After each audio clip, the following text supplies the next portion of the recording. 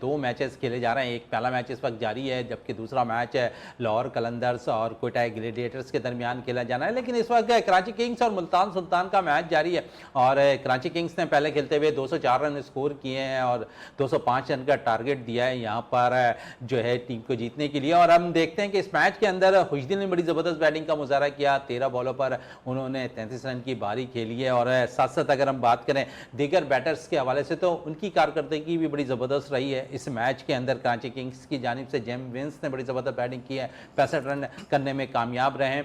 और साथ साथ क्योंकि पाकिस्तान नेशनल टीम में मुंतखब होने वाले खुशदिल शाह की इनिंग के हवाले से ज़रूर बात करेंगे, क्योंकि वो जिस पोजीशन पर आकर उन्होंने लंबी बारी आज खेली है 33 रन की, इसी किस्म की ज़रूरत होती है कि नेशनल टीम के अंदर जिस नंबर वो बैटिंग करने आते हैं कि इस किस्म की कारकर्दगी दिखाएं। उसके अलावा अगर हम बात करेंगे तो कल जो मैच खेला गया जहाँ पर 88 रन से कामयाबी हासिल की है लाहौर कलंदर्स ने और फुल स्टॉप लगाया है इस्लामाबाद यूनाइटेड को, जो मुसलसल 2024 से उन्होंने तसलसल कायम किया था। फाइनल मैच जीतने के बाद से 2000 जो PSL 10 हो रहा है 2025 में, उसका सिलसिला भी बड़ा ज़बरदस्त रहा और 2025 के अंदर भी 5 मैचेस वो जीतने में कामयाब हो गई थी। और कल के मैच में जो है उसे शिकस्त का सामना करना पड़ा। 88 रन से 209 रन स्कोर किए थे, 210 रन का टारगेट था, लेकिन इस्लामाबाद यूनाइटेड की टीम इस मैच में जो है कामयाबी हासिल करने में नाकाम रही।